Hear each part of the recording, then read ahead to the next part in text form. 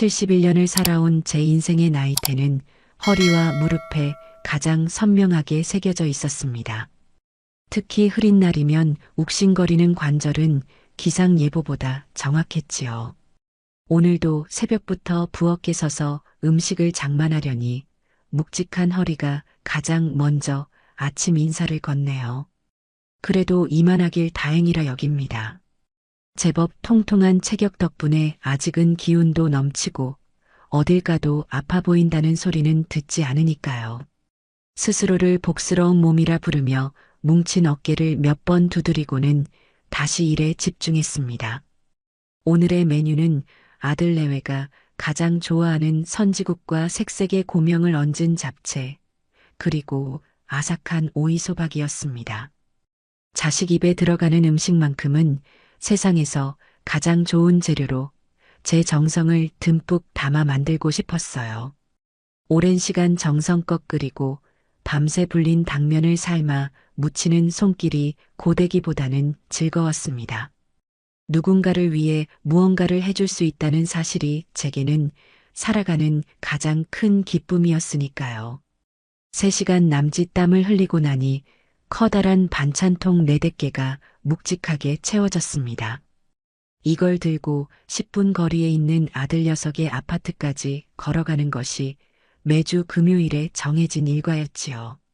남들은 힘들지 않으냐고, 이제는 자식들도 다 컸으니 당신 몸부터 챙기라고들 하지만 저는 이 시간이 참 좋았습니다. 금요일마다 저를 기다릴 식구들을 생각하면 발걸음이 가벼워지곤 했어요.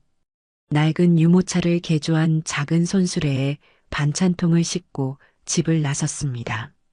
아들 내외가 사는 아파트는 지은 지 얼마 안 된 최신식 건물이라 모든 것이 번쩍거렸습니다. 제가 사는 낡은 주택과는 공기부터 다른 느낌이었죠. 공동 현관 비밀번호를 누르고 엘리베이터에 오르자 낯선 택배 기사님이 제 손수레를 보더니 말을 건네요. 어르신, 이 댁에 반찬 배달하시나 봐요. 정말 정성이시네요. 아들 집에 가는 길입니다.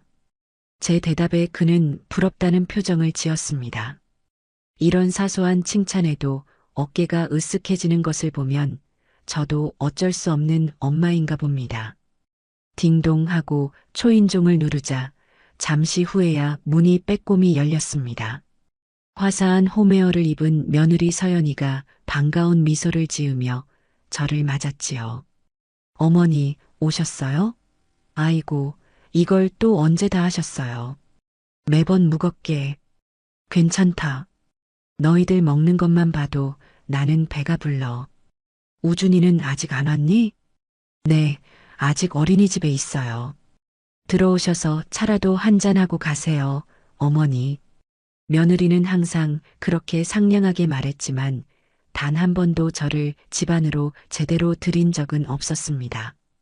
그녀는 늘 현관문 앞에 서서 제가 가져온 반찬통을 먼저 건네받았어요. 오늘도 역시 제 손에서 반찬통을 모두 받아든 후에야 몸을 살짝 비켜 길을 터주더군요. 마치 무거운 짐을 내려놓아야만 안으로 들어올 자격이 생긴다는 무언의 규칙 같았습니다. 괜찮다고, 나는 괜찮다고 속으로 수십 번 되뇌며 거실로 들어섰습니다. 어머니, 잠시만요. 이거 냉장고에 넣고 바로 차 내어 드릴게요. 서연이는 분주하게 반찬통을 정리했습니다. 저는 잠시 소파에 앉아 널찍한 아들 내외의 집을 둘러보았습니다. 모델하우스처럼 깔끔하게 정돈된 집은 사람 사는 옹기보다는 서늘한 전시장의 느낌을 주었어요. 제가 평생을 살아온 집과는 참 많이 달랐습니다. 제 집은 세월의 흔적이 묻은 낡은 가구들과 손때 묻은 살림살이로 가득해서 어디에 눈을 두어도 추억이 방울방울 맺혀 있었거든요. 곧 며느리가 향긋한 찻잔을 들고 와 제 앞에 놓았습니다. 어머니, 힘들게 오셨는데 드시고 가세요. 요즘 무릎은 좀 어떠세요? 응, 여전히 비가 오려는지 쑤시는 것 말고는 괜찮아.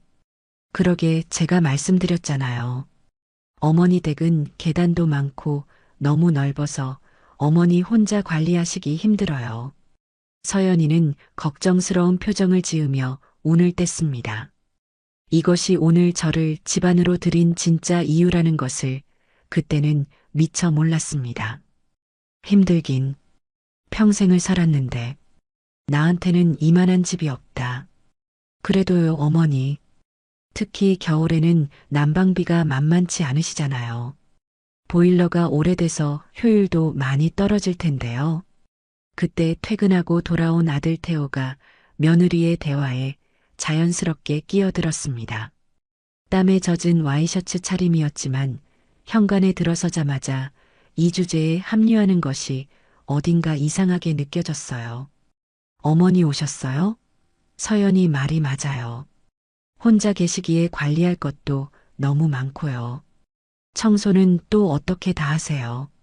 사람 부르면 그만이다. 아직은 나 혼자 지내는 게 편해. 저는 단호하게 말했지만 아들 녀석은 포기하지 않았습니다. 마치 오늘 꼭 결판을 내야 한다는 사람처럼 끈질기게 물고 늘어졌지요. 저희가 그 집으로 들어가서 같이 사는 건 어떠세요? 집도 넓으니 저희 세 식구 들어가도 충분하고 그러면 어머니도 저희가 매일 챙겨드릴 수 있으니 편하시고요. 저희는 또 새 집 장만하는 돈도 아낄 수 있으니 좋고요. 마지막 말이 아들의 본심이라는 것을 알아차렸지만 애써 모른 척했습니다. 자식이 부모에게 기댈 수 있는 것은 어쩌면 당연한 일이니까요. 하지만 제 집은 남편과 함께 평생을 일궈온 우리의 역사이자 제 마지막 자존심이었습니다. 그곳을 떠나고 싶은 마음은 추호도 없었지요. 됐다.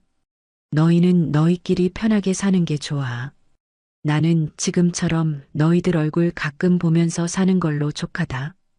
제 완강한 태도에 아들과 며느리는 잠시 서로의 얼굴을 쳐다보더군요. 그 짧은 순간 두 사람의 눈빛에 스쳐 지나간 실망감을 저는 보았습니다. 그들이 제 건강이나 편안함을 걱정하는 것이 아니라는 사실에 가슴 한쪽이 시큰거렸어요. 더 앉아 있다가는 속상한 소리만 나올 것 같아 자리에서 일어났습니다. 슬슬 가봐야겠다. 너희도 저녁 챙겨 먹어라. 벌써 가시게요, 어머니? 저녁이라도 드시고 가시지. 며느리가 입에 발린 소리로 저를 붙잡았지만 저는 손을 저으며 현관으로 향했습니다. 텅 빈 손수레를 끌고 아파트를 나서는 발걸음이 올 때와는 비교할 수 없을 만큼 무거웠습니다. 며칠 뒤 주말을 맞아 아들 내외가 손주 우준이를 데리고 저희 집에 왔습니다. 시끌벅적한 손주의 목소리가 들리니 며칠간 가라앉았던 마음도 조금은 나아지는 듯 했어요. 할머니, 보고 싶었어요. 6살 배기 우준이가 제 품에 와락 안겼습니다. 저는 아이를 번쩍 들어 안아주며 볼에 입을 맞추었습니다. 포동포동한 아이의 뺨에서 나는 달콤한 냄새가 세상 그 어떤 향수보다 향기로웠지요. 우리 강아지, 그동안 할머니 안 보고 싶었어? 네, 엄청요. 엄마 아빠보다 더요. 아이의 해맑은 대답에 거실에는 웃음꽃이 피었습니다. 아들과 며느리는 소파에 자리를 잡았고 저는 시원한 수박과 과일을 내어왔습니다. 우준이는 거실 한쪽 구석에 있는 낡은 돼지 저금통을 발견하고는 신이 나서 달려갔습니다. 제가 어릴 적부터 동전을 모으던 이제는 장식품이 되어버린 붉은색 저금통이었죠. 할머니, 이거 진짜 돼지예요? 하, 돼지 모양 저금통이란다. 할머니가 우리 우준이 깎아 사주려고 여기에 동전을 모으고 있지. 제 말에 우준이가 눈을 동그랗게 뜨며 소리쳤습니다. 우와, 그럼 이거 돈 엄청 많이 들어있어요? 그럼 우리 우준이 좋아하는 장난감도 살 수 있을걸? 장난스러운 제 대답에 아이는 저금통을 흔들며 신나게 웃었습니다. 그리고 바로 그 순간 제 심장을 서늘하게 만든 한마디를 내뱉었습니다. 엄마가 할머니는 엄청 큰 돼지 저금통이라고 했는데 진짜였네. 엄마 말이 할머니 저금통은 배를 꾹 누르면 돈이 막 나온대요. 아이의 입에서 나온 말이라고는 믿기 힘든 잔인한 비유였습니다. 거실에 공기는 순간 차갑게 얼어붙었습니다. 아들 태호는 당황한 기색이 역력했고 며느리 서연이는 사색이 되어 아이의 입을 막으려 했습니다. 우준아, 너 지금 무슨 말을 하는 거야? 누가 그런 말을 해? 엄마가 아빠한테 그랬잖아. 할머니 집 팔면 돈 많이 나온다고. 할머니는 우리 가족의 든든한 돼지 저금통이라고. 아이의 천진난만한 폭로는 계속되었습니다. 며느리는 이제 거의 울상이 되어 저를 쳐다보지도 못했습니다. 저는 아무 말도 할 수 없었어요. 머릿속이 하얗게 비어버린 느낌이었습니다. 그저 돼지 저금통이라는 단어만이 귓가에서 맴돌 뿐이었죠. 나를 평생 자식만을 위해 헌신해온 이 어미를 돈이 필요할 때마다 배를 가르면 되는 돼지 저금통으로 생각하고 있었다니. 저는 애써 입꼬리를 끌어올려 웃었습니다. 이 상황을 어떻게든 수습해야 했으니까요. 손주 앞에서 어른들이 험한 꼴을 보일 수는 없었습니다. 아이고, 우리 우준이. 엄마가 농담한 걸 가지고 그러는구나. 할머니는 저금통 아니고 우리 우준이 세상에서 제일 사랑하는 할머니지. 저는 자리에서 일어나 우준이를 꼭 안아주었습니다. 제 품에 안긴 아이는 아무것도 모른 채 제 어깨에 머리를 기댔습니다. 등 뒤로 아들 내외의 가시방석 같은 침묵이 느껴졌습니다. 그들은 제게 변명 한마디, 사과 한마디 건네지 못했습니다. 아니, 안 한 것이겠지요. 아이의 말은 모두 사실이었으니까요. 그날 이후 모든 것이 달라 보이기 시작했습니다. 며느리의 상냥한 미소는 가식으로, 아들의 걱정스러운 말투는 계산으로 느껴졌습니다. 지난 수십 년의 세월이 송두리째 부정당하는 기분이었습니다. 저는 그날 밤 텅 빈 거실에 홀로 앉아 남편의 영정 사진을 보며 조용히 다짐했습니다. 더 이상 그들의 돼지 저금통으로 살지는 않겠다고. 내 인생의 주인은 바로 나 자신이어야 한다고 말입니다. 거대한 폭풍이 몰려오고 있었지만 저는 두렵지 않았습니다. 오히려 제 삶을 되찾을 마지막 기회라는 생각마저 들었습니다. 돼지 저금통 사건 이후 우리 사이에는 보이지 않는 유리벽이 생긴 듯 했습니다. 아들 내외는 제 앞에서 더 조심스럽게 행동했고 저는 그들의 모든 말과 행동의 숨은 의도를 찾으려 애썼지요. 금요일마다 반찬을 가져다 주는 일은 계속되었지만 예전처럼 즐겁지만은 않았습니다. 정성껏 만든 음식을 건네면서도 마음 한편에서는 이것이 그들의 사료가 되는 건가 하는 씁쓸한 생각이 고개를 들곤 했어요. 그럼에도 수십 년간 이어온 엄마라는 역할을 하루아침에 그만둘 수는 없었습니다. 제게는 아직 확인해야 할 것들이 남아 있었으니까요. 시간은 흘러 제 71번째 생일이 다가왔습니다. 예전 같으면 아들 녀석이 며칠 전부터 무엇을 먹고 싶냐, 어디를 가고 싶냐 물으며 호들갑을 떨었을 테지만 어찌된 일인지 올해는 아무런 연락이 없더군요. 서운한 마음이 들었지만 애써 티내지 않았습니다. 다들 먹고 살기 바쁜데 늙은 어미 생일까지 일일이 챙기는 것이 쉬운 일은 아닐 테지요. 그렇게 스스로를 위로하며 생일 전날 밤을 보냈습니다. 생일 당일 점심이 다 되어서야 아들 내외가 우준이와 함께 케이크 상자를 들고 나타났습니다. 며느리는 평소보다 한층 더 밝은 목소리로 제게 말했어요. 어머니, 생신 축하드려요. 저희가 회사 일 때문에 조금 늦었네요. 우준이가 할머니 생신이라고 아침부터 노래를 불렀어요. 우준이가 제 품에 안겨 서툰 솜씨로 생일 축하 노래를 불러주자 그간 쌓였던 서운함이 눈 녹듯 사라지는 것 같았습니다. 그래, 이 아이의 웃음 하나면 충분하지. 무엇을 더 바라겠나 싶었지요. 초를 끄고 케이크를 자른 뒤 며느리가 수줍게 쇼핑백 하나를 내밀었습니다.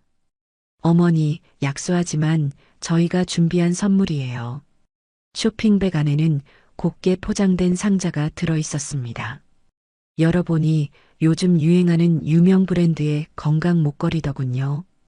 혈액순환에 좋다며 홈쇼핑에서 자주 보던 물건이었습니다. 가격이 그리 비싸지 않다는 것쯤은 저도 알고 있었지요. 아이고, 이런 걸 뭘. 너희들 쓸 때도 많을 텐데. 마음만 받으마. 아니에요, 어머니. 요즘 부쩍 어깨 아프다고 하셔서 신경 써서 골랐어요. 꼭 하고 다니세요.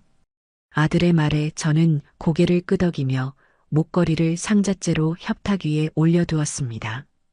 그들이 떠난 뒤 저는 홀로 앉아 식어버린 미역국을 데워 먹었습니다. 자식들이 차려준 생일상이 아니라는 사실이 조금은 쓸쓸했지만 그래도 찾아와 준 것만으로도 감사하기로 했습니다. 문제는 그 다음 주에 터졌습니다. 여느 때처럼 반찬을 전해주러 아들의 집에 들렀을 때였어요. 현관문 앞에서 반찬통을 건네주는데 안에서 며느리가 누군가와 통화하는 소리가 새어나왔습니다. 친정어머니와 이야기하는 듯 했어요. 엄마, 다음 주 생일 기대해도 좋아. 내가 엄마 마음에 쏙 드는 걸로 준비했거든. 저는 무심코 멈춰서서 귀를 기울였습니다. 응, 지난번에 백화점 갔을 때 엄마가 예쁘다고 했던 그 가방 있잖아. 에르메지아 신상으로 나온 거. 그거 내가 미리 예약해뒀어. 색깔도 엄마가 좋아하는 와인색으로. 에르메지아라면 제가 TV 드라마에서나 보던 수백만 원을 호가하는 명품 브랜드였습니다. 제게 선물한 몇만 원짜리 건강 목걸이와는 비교조차 할 수 없는 금액이었지요. 돈은 걱정하지 마. 태호 씨가 보너스 받은 걸로 흔쾌히 사준다고 했으니까. 엄마는 우리 집안의 기둥인데 그 정도는 해드려야지. 우리 엄마 기죽는 건 내가 못 보잖아. 통화 내용을 듣는 순간 제 손에서 힘이 쭉 빠져나가는 기분이었습니다. 며칠 전 제 생일에 어깨 아플까봐 신경 써서 골랐다던 아들의 말이 귓가에 울렸습니다. 그 말이 얼마나 가볍고 공허한 것이었는지 깨닫게 되었지요. 친정어머니의 길을 살려주기 위해 수백만 원을 쓰는 아들 내외에게 시어머니의 건강을 위한 투자는 고작 몇만 원이면 충분했던 것입니다. 저는 더 듣고 있을 수가 없어 조용히 뒤돌아섰습니다.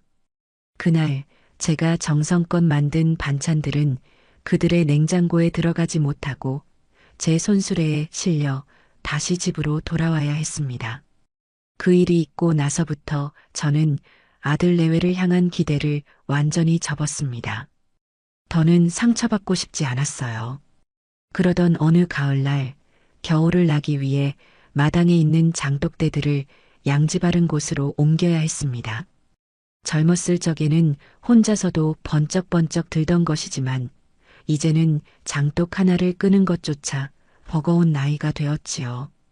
어쩔 수 없이 아들에게 전화를 걸어 도움을 청했습니다. 태호야, 이번 주말에 시간 좀 내줄 수 있겠니? 장독 옮겨야 하는데 도저히 내 힘으로는 안 되겠다. 아, 어머니. 어떡하죠? 이번 주 주말에 회사에서 중요한 프레젠테이션이 갑자기 잡혔어요. 지방 공장에서 하는 거라 금요일 저녁에 내려가서 일요일 밤에나 올라올 것 같아요. 아들은 정말 미안하다는 목소리로 말했습니다. 일이 중요하다면 어쩔 수 없지. 괜히 바쁜 사람한테 부탁했구나. 알았다. 사람을 부르든지 해야겠다. 죄송해요, 어머니. 제가 다음 주에는 꼭 가서 해드릴게요. 저는 괜찮다고 말하며 전화를 끊었지만 마음 한구석이 허전한 것은 어쩔 수 없었습니다. 결국 다음 날 사람을 불러 적지 않은 돈을 주고 장독을 옮겨야 했습니다.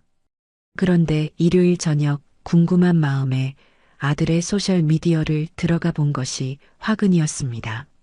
아들의 페이지에는 오랜만에 친구들과 가을 골프라는 글과 함께 활짝 웃고 있는 사진 여러 장이 올라와 있었습니다. 사진 속 아들은 푸른 잔디 위에서 골프채를 휘두르며 더없이 행복해 보였지요. 사진이 올라온 시간은 토요일 오후였습니다. 제게는 지방 공장에 내려가 밤새워 일해야 한다고 말했던 바로 그 시간이었습니다. 저는 한참 동안 휴대폰 화면에서 눈을 떼지 못했습니다. 심장이 철렁 내려앉는다는 것이 이런 기분일까요? 아들이 제게 거짓말을 한 것입니다. 늙은 어미의 고된 일을 돕는 것보다 친구들과의 유흥이 더 중요했던 것이지요. 저는 조용히 휴대폰을 덮었습니다. 눈물이 나지 않았습니다. 그저 마음속에서 무언가 단단히 굳어버리는 느낌이 들었어요. 이제 아들에 대한 마지막 믿음마저 산산조각 나버린 것입니다. 연이은 사건들로 마음의 문을 거의 닫아갈 무렵 결정적인 사건이 터졌습니다. 그날 저녁 아들 내외가 예고도 없이 저희 집을 찾아왔습니다. 평소와는 달리 잔뜩 굳은 표정이었어요. 어머니, 드릴 말씀이 있어서 왔어요. 자리에 앉자마자 아들이 무겁게 입을 열었습니다. 며느리는 옆에서 안절부절 못하며 제 눈치를 살폈지요. 무슨 일이냐? 꼭 할 말 있는 사람처럼. 사실 저희가 이번에 우준이 교육 때문에 조금 더 넓은 평수로 이사를 갈까 생각 중이에요. 그런데 대출을 알아보니 저희 신용만으로는 한도가 좀 부족하더라고요. 그래서 은행에서 상담을 받았는데 부모 명의의 자산이 있으면 신용도를 높게 평가해줘서 대출 한도가 올라간다고 하더군요. 그래서 말인데요, 어머니. 아들은 잠시 말을 고르더니 제 눈을 똑바로 쳐다보며 말했습니다. 어머니께서 가지고 계신 부동산이나 예금 내역 같은 자산 목록을 저희에게 좀 알려주실 수 있을까요? 서류를 제출해야 해서요. 그냥 저희 신용도 올리는 데만 쓰고 절대 다른 용도로는 사용 안 할게요. 저는 그 말을 듣는 순간 숨이 턱 막혔습니다. 이제는 대놓고 제 재산을 탐내는구나 싶었습니다. 돼지 저금통이라던 아이의 말이, 비싼 명품 가방이, 골프장에서의 거짓말이 모두 하나의 그림으로 맞춰지는 순간이었지요. 이 모든 것의 종착지는 결국 제 돈이었던 것입니다. 내 재산을 너희가 알아서 뭘 하겠다는 거냐? 제 목소리는 저도 모르게 차갑게 나갔습니다. 며느리는 제 반응에 화들짝 놀라며 다급하게 말을 보탰습니다. 어머니, 오해하지 마세요. 저희가 어머니 돈을 달라는 게 절대 아니에요. 그냥 서류상으로 증명만 하면 되는 거래요. 저희가 대출 받는데 꼭 필요해서 그래요, 어머니. 너희가 정 필요하면 이 집을 담보로 대출을 받든지 해라. 내 통장에 얼마가 있는지는 나도 모른다. 어머니, 집만으로는 부족해요. 전체 자산을 증명해야 최대 한도가 나온단 말이에요. 그냥 목록만 알려주시면 되는데 그게 그렇게 어려우세요? 아들의 목소리에는 짜증이 섞여 있었습니다. 마치 당연히 해줘야 할 일을 제가 고집부려 안 해준다는 듯한 태도였지요. 저는 자리에서 일어났습니다. 더 이상 이들과 얼굴을 마주하고 싶지 않았어요. 생각해보마. 오늘은 그만 돌아가거라. 제 단호한 말에 아들 내외는 더 이상 아무 말도 하지 못하고 자리에서 일어났습니다. 돌아가는 두 사람의 뒷모습을 보며 저는 결심했습니다. 더는 망설일 시간이 없다고. 그들이 제게서 무언가를 더 빼앗아 가기 전에 제가 먼저 움직여야 한다고 말입니다. 제 안에 무언가가 완전히 그리고 영원히 부서져 내린 밤이었습니다. 차가운 결심이 마음속에서 단단하게 굳어가던 며칠 뒤 제 결심을 현실로 옮기게 할 사건이 새벽의 정적을 깨고 찾아왔습니다. 아직 동이 트지 않은 이른 새벽 머리맡에 둔 휴대폰이 요란하게 울렸지요. 잠결에 받아든 전화기 너머로 며느리의 다급한 목소리가 들려왔습니다. 어머니, 어떡해요. 우준이가 열이 펄펄 끓어요. 밤새 끙끙 앓더니 온몸이 불덩이 같아요. 손주가 아프다는 소리에 잠이 확 달아났습니다. 저는 몸을 벌떡 일으키며 물었습니다. 병원에는 가봤니? 해열제는 먹였고? 네, 어젯밤부터 먹였는데도 열이 안 떨어져요. 그런데 어머니, 제가 오늘 새벽부터 부산으로 가야 하는 중요한 출장이 잡혀 있어요. 회사 사활이 걸린 프로젝트라 도저히 빠질 수가 없는데 정말 어떡하죠? 며느리는 금방이라도 울음을 터뜨릴 듯한 목소리로 말했습니다. 태호는 며칠 전부터 해외 출장 중이라 집에 없다고 하더군요. 아이가 아픈데 출장을 가야 하는 며느리의 마음도 오죽할까 싶으면서도 이 상황이 마치 짜맞춘 듯이 돌아간다는 느낌을 지울 수가 없었습니다. 하지만 아픈 손주를 외면할 수는 없는 노릇이었지요. 걱정하지 마라. 내가 지금 바로 그리로 갈 테니 너는 출장 갈 준비를 하거라. 정말요, 어머니? 정말 감사해요. 제가 어머니 아니었으면 어쩔 뻔했어요. 전화를 끊자마자 저는 옷을 허둥지둥 꿰어 입었습니다. 겉옷을 챙겨 입고 현관을 나서는데 문득 이런 생각이 들었습니다. 과연 이 출장은 진짜일까? 아들의 골프 약속이 떠올랐기 때문입니다. 하지만 아이가 아프다는 말에 모든 의심을 머릿속에서 지워버렸습니다. 지금은 다른 생각을 할 때가 아니었지요. 택시를 잡아 타고 아들의 아파트로 향하는 내내 제발 우준이가 별일 없기만을 간절히 기도했습니다. 아들 집에 도착하니 며느리는 이미 출장용 캐리어를 꾸려놓고 저를 기다리고 있었습니다. 방 안에서는 우준이가 끙끙 앓는 소리가 들려왔지요. 어머니, 정말 죄송하고 감사해요. 여기 해열제랑 물수건 준비해뒀어요. 아이 열이 안 떨어지거나 무슨 일 있으면 꼭 제 업무용 폰으로 연락주세요. 며느리는 허둥지둥 제게 몇 가지를 당부하고는 짐을 챙겨 나갔습니다. 정신이 없어서 개인 휴대폰은 충전기에 꽂아두고 업무용 폰만 가져가요. 부탁드릴게요, 어머니. 그렇게 말하고는 그녀는 급히 집을 나섰습니다. 저는 곧장 우준이가 누워있는 방으로 들어갔습니다. 아이는 이마에 물수건을 얹은 채 붉게 달아오른 얼굴로 힘겹게 숨을 쉬고 있었습니다. 체온을 재보니 39도에 육박했습니다. 아이의 작은 손을 잡으니 불덩이처럼 뜨거웠어요. 우준아, 할머니 왔다. 우리 강아지 많이 아파?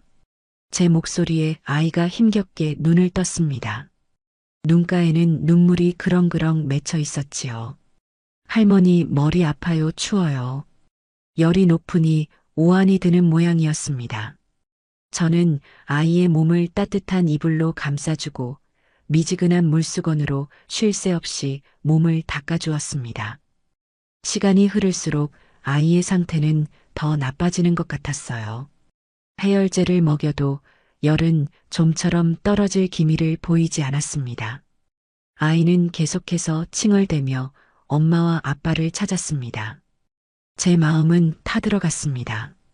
이러다가 큰일이라도 나는 건 아닌지 덜컥 겁이 났지요. 안 되겠다 싶어 병원 응급실이라도 데려가야겠다고 마음먹었습니다. 그러려면 일단 며느리에게 알려야 했습니다. 저는 다급한 마음에 제 휴대폰을 들어 며느리에게 전화를 걸었습니다. 평소 저장해둔 우리 며느리라는 이름을 찾아 망설임 없이 통화 버튼을 눌렀지요. 당연히 며느리의 업무용 폰으로 연결될 것이라 믿어 의심치 않았습니다. 그런데 전화를 건 직후 제 귀에 익숙한 수신음 대신 거실 저편에서 요란한 벨소리가 울리기 시작했습니다. 고개를 돌리자 며느리가 나가기 전 말했던 대로 충전기에 꽂혀 있던 그녀의 개인 휴대폰 화면이 환하게 빛나고 있었습니다. 그리고 그 작은 사각형 화면 위로 세상에서 가장 잔인하고 모욕적인 낙인처럼 선명하게 떠오른 두 글자가 제 눈에 박혔습니다. 돼지. 순간 세상의 모든 소리가 멎는 듯 했습니다. 온몸의 피가 차갑게 식어버리는 기분이었습니다. 제 손에 들린 휴대폰 액정에는 우리 며느리에게 연결 중이라는 글자가 떠 있는데 저기 저 며느리의 휴대폰은 돼지에게서 전화가 오고 있다고 비명을 지르고 있었습니다. 저는 홀린 사람처럼 자리에서 일어나 천천히 거실로 걸어갔습니다. 계속해서 울리고 있는 휴대폰 화면을 가까이에서 들여다보았습니다. 잘못 본 것이 아니었습니다. 제 전화번호 위에 또렷하게 새겨진 그 이름은 분명 돼지였습니다. 그 순간 지난 몇 년간의 모든 일들이 파노라마처럼 머릿속을 스쳐 지나갔습니다. 할머니는 돼지 저금통이라던 손주의 해맑은 목소리, 제 집을 탐욕스럽게 훑어보던 아들 내외의 번들거리는 눈빛, 제게는 몇만 원짜리 건강 목걸이를, 친정어머니에게는 수백만 원짜리 명품 가방을 선물하던 며느리의 이중적인 모습, 회사 일이라며 뻔뻔하게 거짓말을 하고 골프를 치러 갔던 아들의 웃음소리, 그리고 제 전 재산 목록을 요구하던 그들의 탐욕스러운 얼굴까지 모든 조각이 완벽하게 맞춰졌습니다. 그들에게 저는 어머니도 할머니도 아니었습니다. 그저 자신들이 필요할 때마다 돈과 노동력을 제공해주는 살찐 돼지에 불과했던 것입니다. 제가 주는 반찬은 돼지에게 주는 사료였고 제가 사는 집은 돼지를 가두는 우리였으며 제 모든 재산은 돼지를 잡아 얻을 수 있는 고깃덩어리였을 뿐입니다. 분노가 치밀어 올라 숨을 쉴 수조차 없었습니다. 배신감에 눈물이 쏟아질 법도 한데 이상하게 눈물은 한 방울도 나지 않았습니다. 대신 심장이 얼음장처럼 차가워지며 머리는 맑게 깨어나는 기분이었습니다. 그래, 이제 모든 것이 분명해졌다. 더 이상 미련도 기대도 슬픔도 없다. 저는 조용히 통화 종료 버튼을 눌렀습니다. 그리고 아이 방으로 돌아와 다시 우준이의 이마에 찬 물수건을 올려주었습니다. 아이는 여전히 열에 들떠 끙끙 앓고 있었지요. 이 가여운 아이에게는 아무런 죄가 없습니다. 이 아이를 위해서라도 저는 더 이상 돼지로 살 수 없었습니다. 저는 밤새 뜬 눈으로 아이를 간호했습니다. 제 머릿속에서는 앞으로 제가 해야 할 일들이 차곡차곡 정리되고 있었습니다. 그날 밤 며느리의 집에서 저는 수십 년간 입고 있던 희생적인 어머니라는 낡은 옷을 완전히 벗어 던졌습니다. 그리고 제 인생의 온전한 주인이 되기 위한 거대하고 통쾌한 계획의 첫 페이지를 그리고 있었습니다. 날이 밝아오고 있었습니다. 그것은 제 새로운 인생의 동이 트는 소리이기도 했습니다. 밤새 열에 시달리던 우준이는 새벽이 되어서야 겨우 잠이 들었습니다. 아이의 이마를 짚어보니 다행히 열이 조금 내린 듯 했습니다. 저는 뜬 눈으로 밤을 새웠지만 조금도 피곤하지 않았습니다. 오히려 정신이 그 어느 때보다도 맑고 또렷했지요. 제 머릿속을 가득 채운 계획들이 저를 잠들지 못하게 했습니다. 동이 틀 무렵 저는 아이가 먹을 수 있도록 부드러운 쇠고기 야채죽을 끓였습니다. 부엌 서랍에서 발견한 며느리의 예쁜 그릇에 죽을 담고 냉장고에 있던 장조림을 잘게 찢어고명으로 얹었습니다.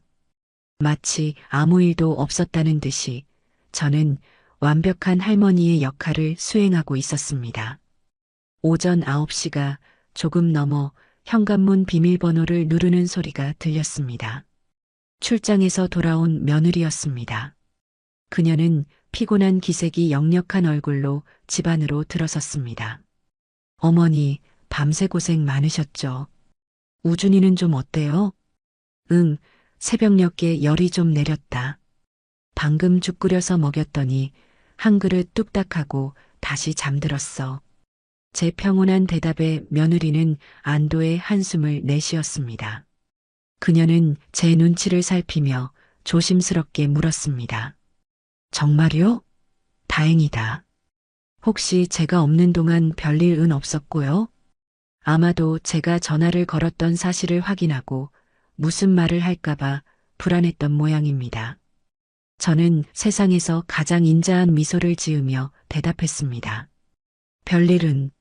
아이가 아픈데 무슨 별일이 있겠니? 너야말로 먼 길 다녀오느라 고생 많았다. 어서 들어가서 좀 쉬어라. 나는 이제 가봐야겠다. 저는 짐을 챙겨 자리에서 일어났습니다.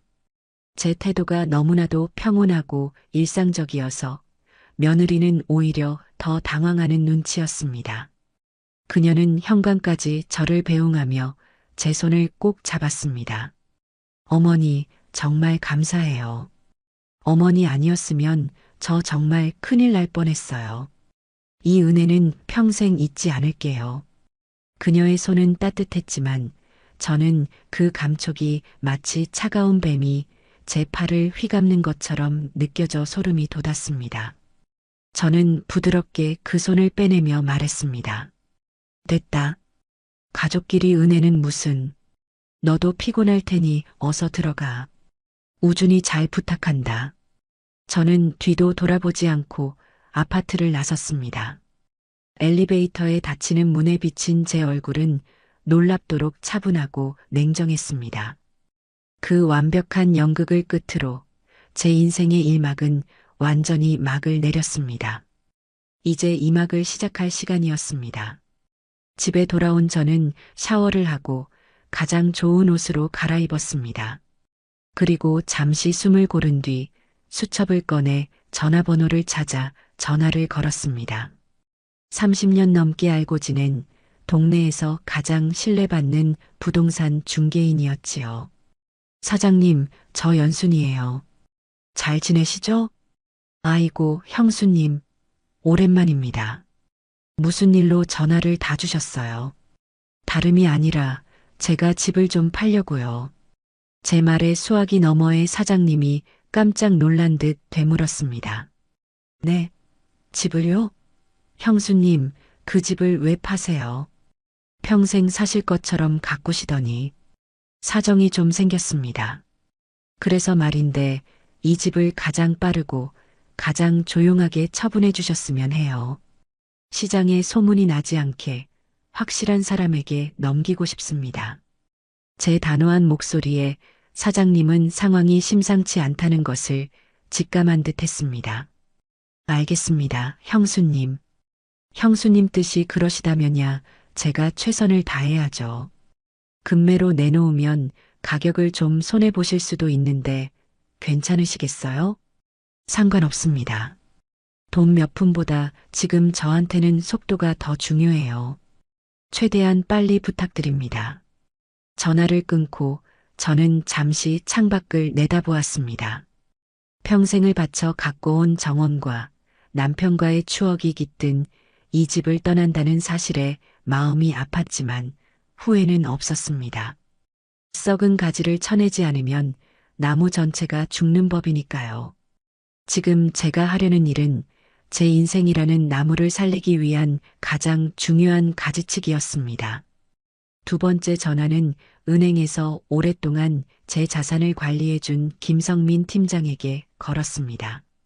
갑작스러운 방문 요청에도 그는 흔쾌히 시간을 내주겠다고 했습니다. 저는 그 길로 택시를 타고 은행의 VIP 상담실로 향했습니다. 회장님, 갑자기 어쩐 일이십니까? 안색이 안 좋아 보이십니다.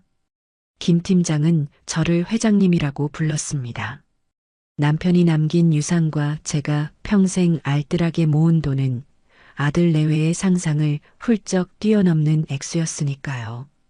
김 팀장, 내가 오늘 여기 온 건 내 전 재산을 정리하고 싶어서예요. 정리라니요. 그게 무슨 말씀이십니까? 내 이름으로 된 모든 예금, 적금, 펀드, 보험을 전부 해지하고 싶어요. 그리고 그 돈을 아무도 추적할 수 없는 가장 안전한 방식으로 바꿔두고 싶습니다. 회장님, 갑자기 왜 그러십니까? 혹시 무슨 협박이라도 받으시는 겁니까? 아드님이나 며느님은 이 사실을 알고 있습니까? 아니, 아무도 몰라. 그리고 앞으로도 몰라야 해. 이건 나 혼자만의 결정이야. 김 팀장은 내가 시키는 대로만 해주면 돼요. 할 수 있겠어요? 제 눈빛에서 보통 일이 아님을 읽었는지 그는 잠시 생각에 잠기더니 이내 결심한 듯 입을 열었습니다.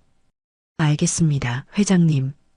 회장님의 뜻이 그러시다면 제가 가진 모든 지식과 네트워크를 동원해서 가장 완벽하게 처리해 드리겠습니다. 다만 시간이 조금 걸리고 절차가 꽤 복잡할 겁니다. 상관없어요. 시간이 얼마나 걸리든 절차가 얼마나 복잡하든 흔적 하나 남기지 않고 깨끗하게 정리해 주세요. 그리고 앞으로 내 모든 금융 거래는 김 팀장을 통해서만 할 겁니다. 다른 가족들의 연락은 일절 받지 말아주세요. 상담을 마치고 은행을 나서는 길, 가을 하늘이 유난히 높고 푸르게 보였습니다. 어깨를 짓누르던 무거운 짐을 내려놓은 듯 몸과 마음이 놀랍도록 가벼웠습니다.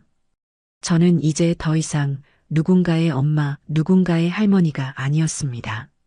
제 이름 석자를 되찾은 온전한 이연순이었습니다. 그날 저녁 저는 마지막으로 아들 내외를 위해 반찬을 만들었습니다. 그들이 가장 좋아하던 선지국과 잡채였습니다. 하지만 이번에는 이전과 다른 특별한 재료를 하나 더 넣었습니다. 그것은 바로 제 차가운 결심이었지요. 반찬통을 모두 포장한 뒤 저는 작은 메모지 하나를 꺼내 짧은 글귀를 적었습니다. 그리고 그 메모를 가장 큰 선지국 통 아래에 단단히 붙였습니다.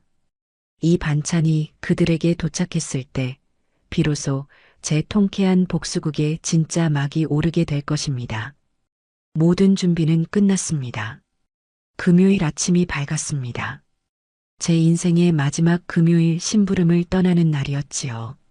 저는 그 어느 때보다 정성껏 몸단장을 했습니다. 가장 아끼던 외출복을 꺼내 입고 화장대 서랍 깊숙이 넣어두었던 옷반지까지 꺼내 끼었습니다. 거울 앞에 선 제 모습이 낯설면서도 마음에 들었습니다. 누군가의 어머니가 아닌 한 명의 온전한 사람으로 보였기 때문입니다. 평소와 같이 손수레에 묵직한 반찬통들을 싣고 아들의 아파트로 향했습니다. 하지만 발걸음은 이전과 비교할 수 없을 만큼 가벼웠어요. 마지막이라는 사실이 주는 후련함 때문이었을 겁니다. 아파트 현관에서 며느리 서연이를 마주했습니다. 그녀는 제 말쑥한 옷차림을 보고는 의아한 표정을 지었습니다. 어머, 어머니. 오늘 어디 좋은 데 가세요? 너무 고우세요. 아니다. 그냥 오늘따라 기분이 좀 내키는구나. 저는 부드럽게 웃으며 반찬통을 건넸습니다. 며느리는 여전히 현관문 앞을 막아선 채로 그것들을 받아들었지요. 그녀의 손에 마지막 반찬통이 들려지는 순간 저는 속으로 조용히 작별 인사를 건넸습니다. 그래, 이제 너희에게 줄 사료는 이것이 마지막이다. 어머니, 저번에 우준이 봐주신 거 정말 감사했어요. 주말에 태호 씨랑 같이 맛있는 거 사들고 찾아뵐게요. 그러지 마라. 나도 주말에는 일이 좀 있단다. 네, 무슨 일이요? 제 단호한 대답에 며느리가 되물었지만 저는 더 이상 설명하지 않았습니다. 그저 알 수 없는 미소를 지어 보였을 뿐이지요.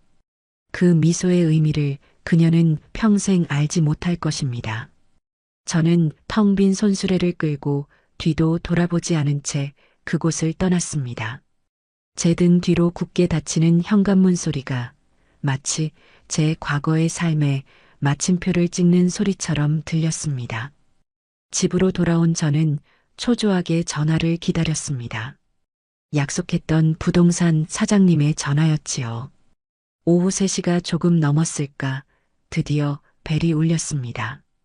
형수님, 저입니다. 아주 좋은 소식이 있습니다. 벌써요? 사람이 나타났다고요? 그럼요. 제가 누굽니까? 마침 현금 부자 한 분이 투자 목적으로 이 동네 주택을 찾고 있었는데 형수님 댁을 보더니 첫눈에 반해버렸어요. 시세보다 조금 싸게 내놓은 덕분에 두말 않고 계약하겠다고 합니다. 저는 잠시 숨을 골랐습니다. 모든 것이 제가 계획한 대로 빠르게 진행되고 있었습니다. 조건은요? 아무것도 없습니다. 대출도 필요 없는 현금 박치기고요. 집 상태도 워낙 좋아서 따로 손볼 것도 없다고 합니다. 당장 내일이라도 계약금을 치르고 일주일 안에 잔금을 모두 치르겠다고 하네요. 이런 조건은 다시 없습니다. 형수님. 알겠습니다. 그럼 내일 사무실에서 뵙지요. 다음 날 저는 부동산 사무실에서 일사천리로 매매 계약서에 도장을 찍었습니다. 제 이름 옆에 매도인 인감을 찍는 순간 수십 년의 세월이 담긴 집의 소유권이 다른 사람에게 넘어갔습니다. 시원섭섭한 마음이 들 법도 한데 이상하리만치 마음이 평온했습니다. 오히려 무거운 족쇄를 풀어낸 듯한 해방감이 온몸을 감쌌지요. 계약금을 제 새로운 통장으로 입금받고 사무실을 나서는 길, 이제 정말 돌아갈 수 없는 강을 건넜다는 것을 실감했습니다. 그로부터 정확히 일주일 뒤 약속한 날짜에 잔금 전액이 제 통장으로 들어왔습니다. 동시에 저는 아침 일찍 이삿짐 센터를 불러 제게 꼭 필요한 최소한의 짐만을 챙겨 새로운 보금자리로 옮겼습니다. 남편의 영정사진과 제 손때 묻은 몇 가지 물건을 제외한 대부분의 가구와 살림은 그대로 남겨두었습니다. 새로운 주인이 알아서 처분하거나 사용하겠지요. 과거의 흔적을 남기고 싶지 않았습니다. 모든 정리가 끝난 시간은 오후 4시였습니다. 저는 텅 빈 새집 거실에 홀로 서서 휴대폰을 들었습니다. 자산 정리를 도와준 김 팀장에게서 모든 금융 자산의 이전 및 정리가 완벽하게 끝났다는 확인 문자까지 받은 후였지요. 이제 마지막 순서만이 남아 있었습니다. 저는 먼저 아들의 번호로 문자 메시지를 작성했습니다. 한자 차가운 분노를 담아 힘주어 눌렀습니다. 너희가 돼지라고 부르던 어미다. 평생을 바쳐 키운 돼지우리는 오늘부로 처분했다. 이제 너희에게 줄 사료는 없으니 각자 알아서들 살길 찾아라. 전송 버튼을 누르기 전 저는 제가 보낸 마지막 반찬통 아래에 붙여두었던 작은 메모를 떠올렸습니다. 그 메모에는 이렇게 적혀 있었지요. 냉장고에 있는 음식 다 먹을 때쯤 큰 통 밑바닥을 보거라. 아마 지금쯤이면 그들도 제 메모를 발견했을 겁니다. 그리고 제가 보낸 이 문자의 의미를 뼈저리게 깨닫고 있겠지요. 망설임 없이 전송 버튼을 눌렀습니다. 그리고 곧바로 며느리에게도 같은 내용의 문자를 보냈습니다. 메시지가 성공적으로 전송되었다는 표시를 확인하자마자 저는 두 사람의 번호를 차단 목록에 추가했습니다. 그리고 그것만으로는 부족하다는 생각에 수십 년간 사용해온 제 전화번호를 해지하기 위해 통신사 고객센터에 전화를 걸었습니다. 모든 절차가 끝나고 상담원의 고객님의 번호가 정상적으로 해지 처리되었습니다라는 말을 듣는 순간 제 인생을 옥죄던 마지막 사슬이 끊어지는 소리를 들었습니다. 이제 그들은 어떤 방법으로도 저와 연락할 수 없을 것입니다. 완벽한 단절이었습니다. 창밖으로 붉은 저녁 노을이 지고 있었습니다. 그것은 제 지난날에 대한 장엄한 장례식이자 새롭게 시작될 제 삶을 축복하는 찬란한 팡파레였습니다. 새로운 집에서의 첫날 밤은 놀라울 정도로 평온했습니다. 수십 년간 살아온 집을 떠나왔다는 사실이 믿기지 않을 만큼 저는 깊고 편안한 잠을 잘 수 있었어요. 다음 날 아침 저를 깨운 것은 자식들의 안부 전화가 아닌 창문 너머로 들려오는 이름 모를 새들의 지저귀이었습니다.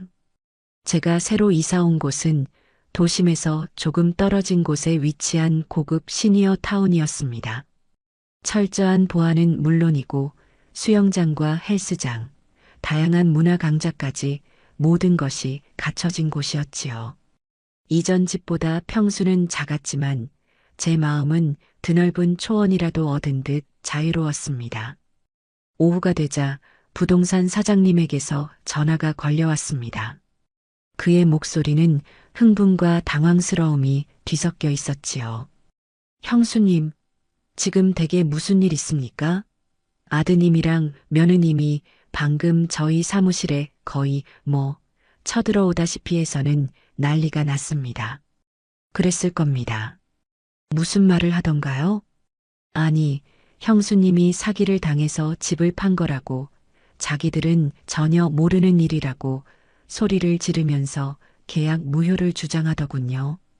제가 정상적인 절차에 따라 계약한 거라고 설명해도 막무가내예요. 지금도 집 앞으로 달려가서 새 주인 이삿짐 들어가는 걸 막아서고 있답니다.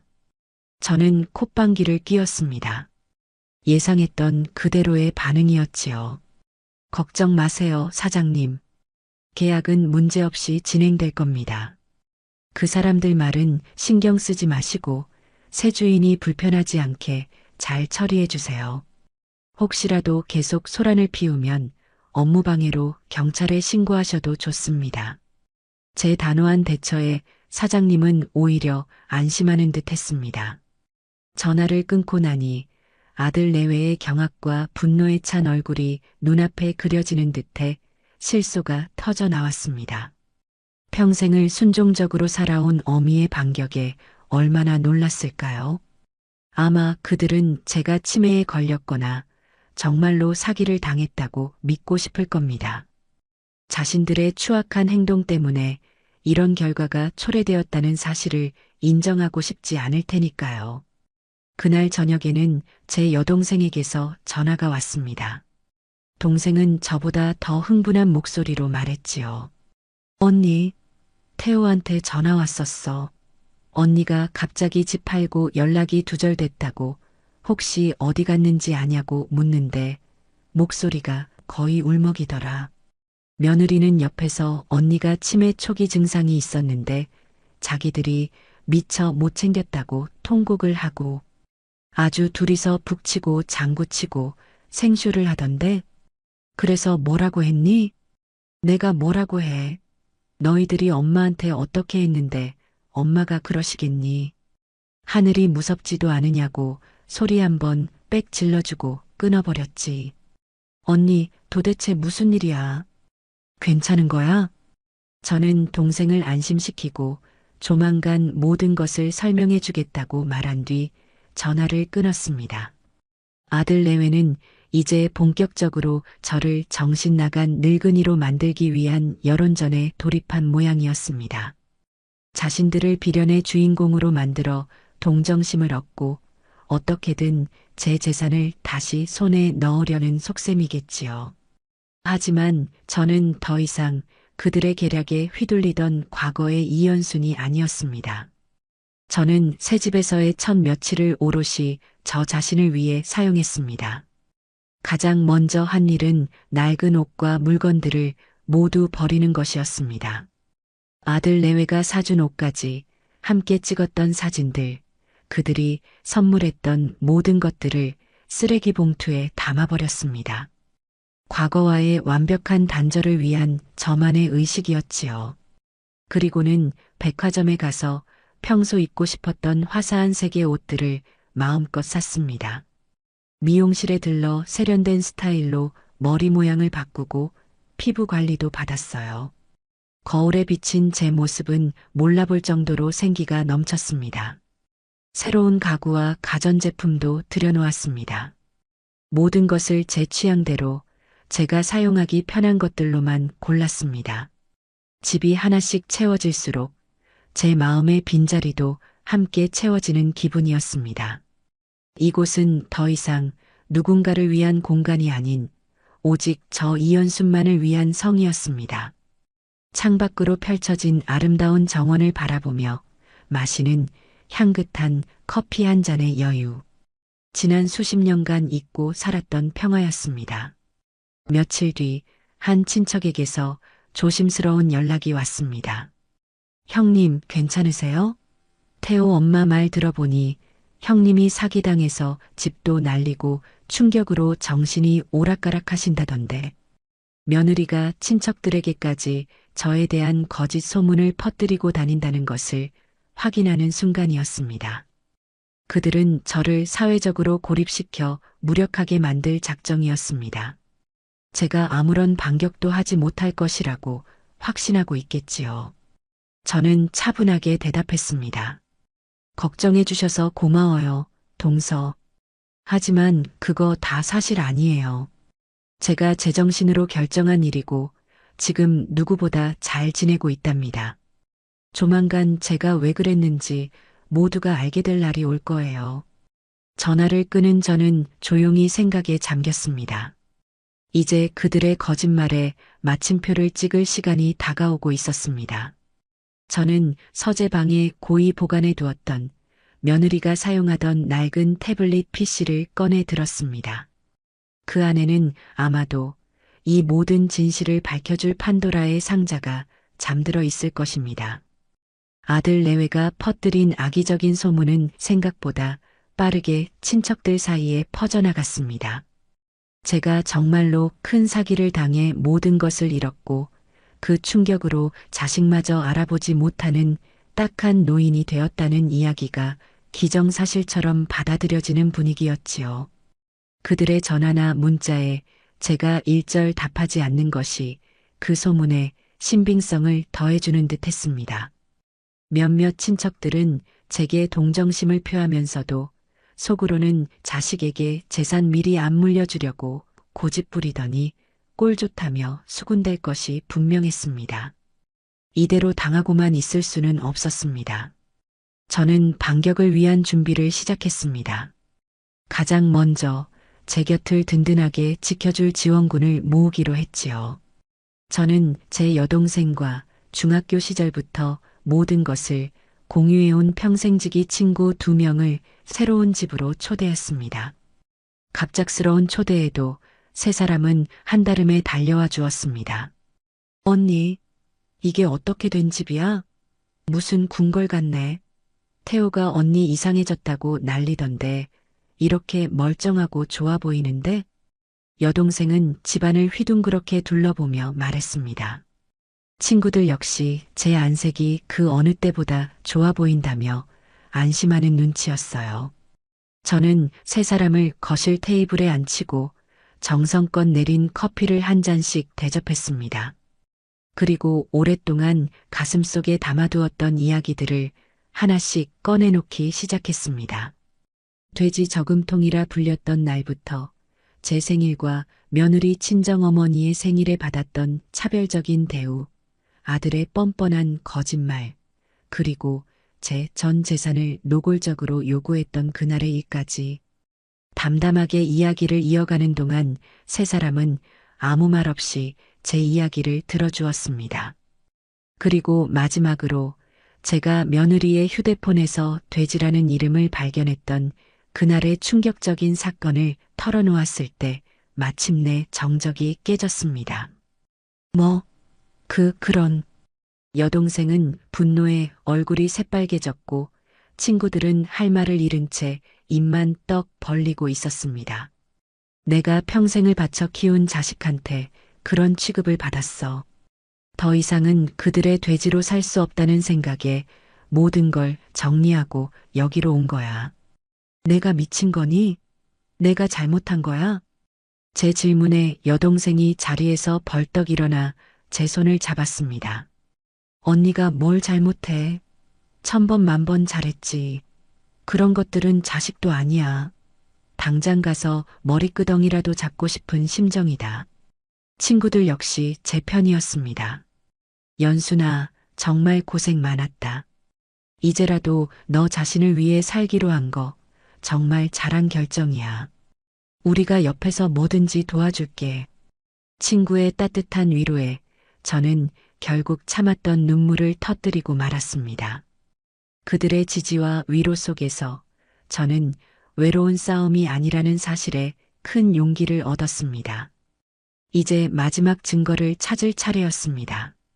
저는 서재에서 가져온 낡은 태블릿 PC를 테이블 위에 올려놓았습니다. 이게 뭔데? 서연이가 예전에 쓰던 거야. 우준이 쓰라고 주고 갔는데 거의 사용하지 않아서 내가 보관하고 있었어. 혹시나 하는 마음에 가져왔지. 저는 태블릿의 전원을 켰습니다. 다행히 배터리가 조금 남아있더군요. 화면이 켜지고 익숙한 배경화면이 나타났습니다. 며느리의 소셜미디어 계정과 메신저 앱이 그대로 로그인되어 있었지요. 저는 떨리는 손으로 메신저 앱을 열었습니다. 그리고 아들 태호와의 대화창을 찾아 가장 위로 올리기 시작했습니다. 그들의 대화는 제 상상을 훨씬 뛰어넘는 수준이었습니다. 오늘 그 돼지 또 반찬 들고 왔어?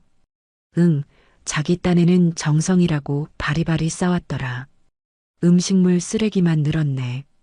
고생했네, 우리 자기. 조금만 참아. 집 명의만 빨리 우리 앞으로 돌려놓으면 그 짓도 끝이니까. 어머니가 버티면 어떡해? 그냥 확 우리가 들어가서 살아버릴까? 성질 급하긴.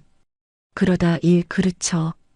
돼지는 잘 구슬려서 스스로 잡게 만들어야지. 억지로 끌고 오면 탈이 나는 법이야.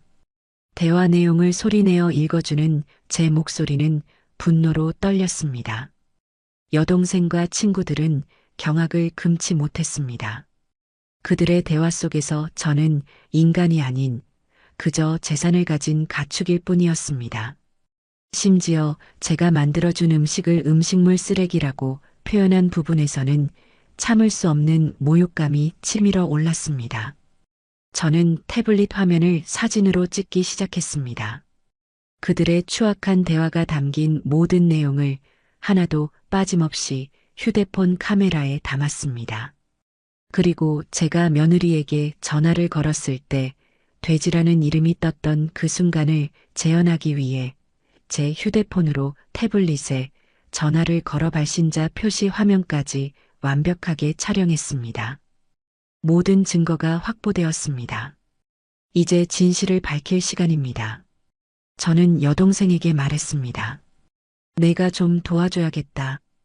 친척들 다 모여있는 단체 대화방 있지? 거기에 이 사진들을 전부 올려줘. 제 말에 여동생의 눈이 빛났습니다. 당연하지, 언니. 내가 아주 장엄하게 올려줄게.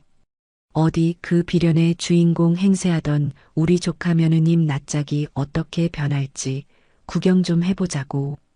여동생은 제 휴대폰으로 전송받은 사진들을 곧바로 친척 단체 대화방에 올리기 시작했습니다. 수십 장의 사진이 연달아 올라가자 조용하던 대화방이 순식간에 술렁이기 시작했습니다. 그리고 여동생은 이 모든 증거 사진 위에 불같은 분노를 담은 장문의 글을 올렸습니다. 여러분, 그동안 제 언니에 대해 떠돌던 헛소문 때문에 많이들 걱정하셨죠? 여기 그 모든 소문의 진실을 공개합니다. 저희 조카 박태호와 그 아내 강서연이 평생을 헌신한 시어머니를 어떻게 돼지 취급하며 그 재산을 탐내왔는지 여러분의 눈으로 직접 확인하십시오. 치매에 걸려 사기를 당한 것이 아니라 자식들의 탐욕에 신물이나 스스로 모든 것을 정리하고 새로운 삶을 시작한 것입니다. 이제 누가 진짜 피해자인지 똑똑히 판단해 주시기 바랍니다. 여동생의 글이 올라간 직후 대화방은 정전맞은 상태가 되었습니다. 수백 개의 읽음 표시 숫자만 깜빡일 뿐 한동안 아무도 글을 올리지 못했습니다. 그 정적은 곧이어 터져나올 거대한 폭풍의 전조였습니다. 아들 내외의 가면이 벗겨지는 순간이었습니다. 그 이후 제 휴대폰은 잠시도 쉴 틈 없이 울려댔습니다. 물론 제 새로운 번호를 아는 사람은 동생과 친구 2명뿐이었기에 그 모든 소식은 동생을 통해 전달되었지요. 동생은 거의 실시간으로 대화방 상황을 중계해 주었습니다. 그녀의 목소리는 분노와 통쾌함이 뒤섞여 격앙되어 있었어요. 언니, 지금 대화방 난리 났어. 처음에는 다들 사진이랑 글 보고 아무 말도 못하더니 막내 숙모가 먼저 입을 열었어. 세상에, 이게 다 사실이라고? 사람이 어떻게 저럴 수가 있어? 하고. 그랬더니 다들 기다렸다는 듯이 한마디씩 거들기 시작하는데 아주 가관이야. 동생의 말에 따르면 처음에는 다들 충격에 빠져 사실 여부를 확인하려 했다고 합니다. 하지만 제가 며느리의 태블릿 PC에서 직접 촬영한 날짜와 시간이 선명하게 찍힌 대화 내용과 돼지라는 이름이 뜬 발신자 화면은 그 어떤 변명도 불가능하게 만드는 빼도 박도 못하는 증거였습니다. 가장 먼저 반응한 것은 아들 태호였습니다. 그는 대화방에 나타나 이것은 모두 조작된 것이며 어머니가 정신이 온전치 않은 상태에서 누군가에게 조종당하고 있는 것이라는 기존의 주장을 되풀이했지요. 하지만 이미 그의 거짓말을 목격한 친척들에게 그런 변명은 통하지 않았습니다. 시댁 쪽에서 가장 어른이신 시삼촌께서 불호령을 내리셨다고 해요. 태호야, 너 정말 이 삼촌 얼굴에 똥칠을 하는구나. 저게 조작인지 아닌지 당장 전문가한테 맡겨서 확인해 볼 수도 있다. 어디서 감히 하늘 같은 어미를 능멸하고 거짓으로 우리를 속이려 들어. 시삼촌의 일갈에 태호는 더 이상 아무 말도 하지 못하고 대화방에서 사라졌다고 합니다. 며느리 서연이는 더 가관이었습니다. 그녀는 울면서 쓰는 듯한 장문의 글을 올려 자신들의 철없는 장난이 이렇게 큰 오해를 불러일으킬 줄 몰랐다며 시어머니를 너무나 사랑하는 마음에 짓궂은 애칭으로 불렀던 것이라고 변명했습니다. 돼지가 애칭이라는 말에 평소 며느리를 예뻐하던 외숙모마저 등을 돌렸다고 하더군요. 새아가 지금 그걸 변명이라고 하는 거니? 우리가 다 눈뜬 장님인 줄 알아? 애칭? 그럼 너희 친정 어머니는 보석이라고 저장해 두었니? 외숙모의 날카로운 지적에 며느리 역시 아무런 대꾸도 하지 못했습니다. 그날 이후 아들 내외는 친척들 사이에서 완전히 투명 인간 취급을 받게 되었습니다. 집안의 모든 경조사 연락망에서 그들의 이름이 빠졌고 그 누구도 그들에게 전화를 걸거나 받지 않았습니다. 수십 년간 쌓아온 사회적 관계가 단 하루아침에 무너져 내린 것입니다. 저는 동생의 중계를 들으며 조용히 차를 마셨습니다. 눈물도 웃음도 나지 않았어요. 그저 모든 것이 제자리로 돌아가고 있다는 생각만이 들었습니다. 사회적 고립보다 더 무서운 것은 경제적 파탄이었습니다. 며칠 뒤 제게 자산 관리를 해주는 김 팀장으로부터 연락이 왔습니다. 그가 전해준 소식은 아들 내외의 몰락이 이제 시작 단계에 불과하다는 것을 알려주었지요. 회장님, 혹시 아드님이 최근에 사업을 준비하고 있었습니까? 사업? 나는 금시초문인데. 아무래지 제게 자산 목록을 요구했던 것이 그것 때문인 것 같습니다. 저희 은행 기업 대출팀에 근무하는 지인에게서 들은 이야기인데 아드님이 얼마 전 거액의 사업 자금 대출을 신청했다고 합니다. IT 관련 스타트업을 구상 중이었던 모양입니다. 김 팀장의 말에 따르면 아들은 자신의 신용만으로는 대출이 어려우니 곧 상속받게 될 제 부동산과 금융자산을 비공식적인 담보로 내세워 은행을 설득하려 했다는 것이었습니다. 심지어 제 인감 도장까지 위조하려 한 정황이 포착되었다고 하더군요. 물론 저희 쪽에서는 어림도 없는 소리라 일찌감치 대출 부적격 판정을 내렸습니다만 아드님은 다른 금융권에도 손을 뻗었던 모양입니다. 하지만 이번에 집안 망신 이야기가 여의도 바닥에 쫙 퍼지면서 이제 그 어떤 은행도 아드님에게는 10원 한 장 빌려주지 않을 겁니다. 신용보다 무서운 게 평판이니까요. 결국 그들의 꿈은 한여름 밤의 꿈처럼 사라져버렸습니다. 제 돼지 저금통을 깨서 사업 미천을 마련하려던 그들의 계획은 저금통이 스스로 걸어 나가버리면서 산산조각이 난 것이지요. 설상가상으로 그들이 무리하게 얻은 다른 대출금에 상환 독촉이 시작되었다는 소문도 들려왔습니다. 모든 것을 잃게 되자 그들은 마지막 발악을 하기로 결심한 모양이었습니다. 어느 평일 오후 저는 시니어 타운 내의 커뮤니티 센터에서 서예 수업을 듣고 있었습니다. 그런데 관리실에서 인터폰이 걸려왔습니다. 로비에 제 아들과 며느리가 찾아와 저를 만나지 않으면 돌아가지 않겠다며 행패를 부리고 있다는 것이었습니다. 저는 서예복 차림 그대로 로비의 상황을 볼 수 있는 보안실로 향했습니다. CCTV 화면 속에는 일주일 전보다 훨씬 더 초췌해진 모습의 아들 내외가 있었습니다. 그들은 로비 바닥에 무릎을 꿇고 있었습니다. 며느리는 서럽게 울부짖고 있었고 아들은 고개를 숙인 채 어깨를 들썩이고 있었지요. 그들의 모습을 보니 측은한 마음보다는 역겨운 마음이 먼저 들었습니다.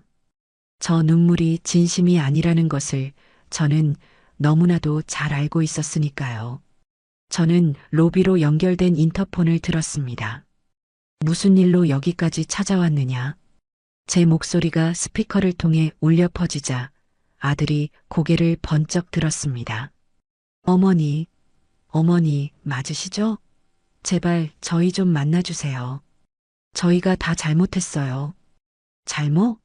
너희가 뭘 잘못했는데? 제 싸늘한 질문에 아들은 잠시 머뭇거리더니 준비해 온 대사를 읊기 시작했습니다.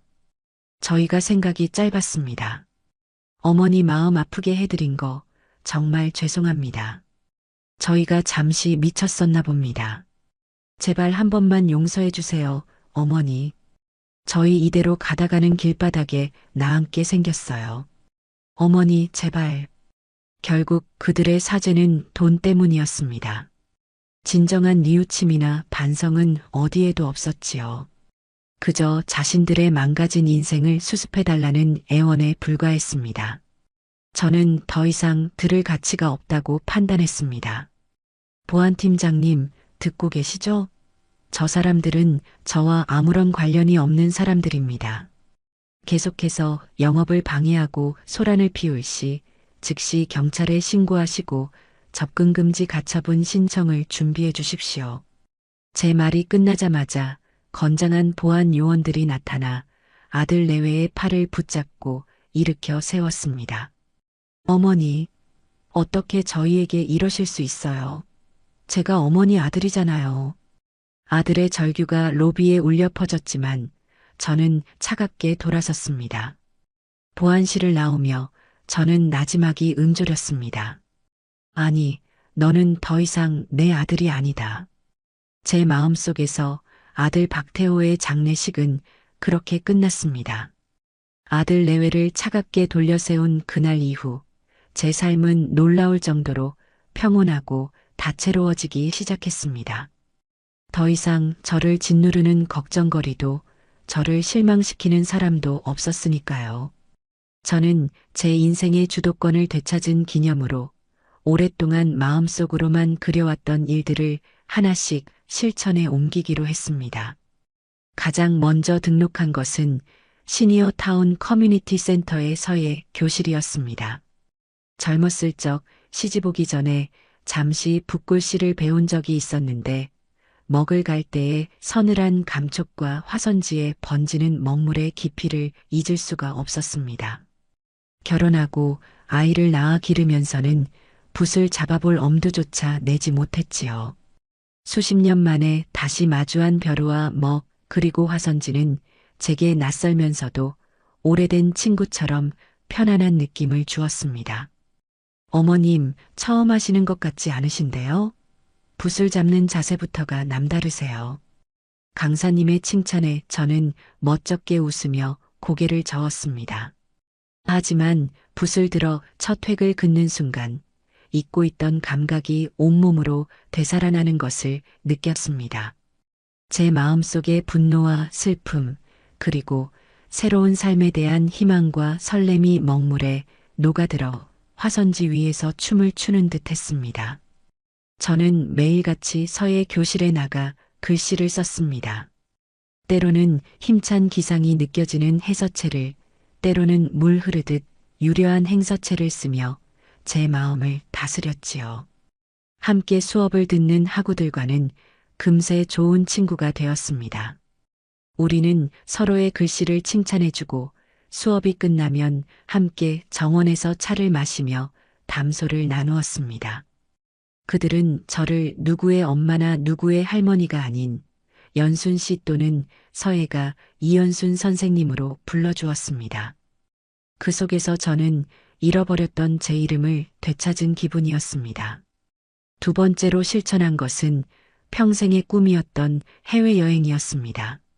저는 여동생의 손을 잡고 이탈리아로 떠났습니다. 항상 TV나 책으로만 보던 콜로세움과 바티칸 성당을 제 두 눈으로 직접 마주했을 때의 감동은 말로 다 표현할 수 없었습니다.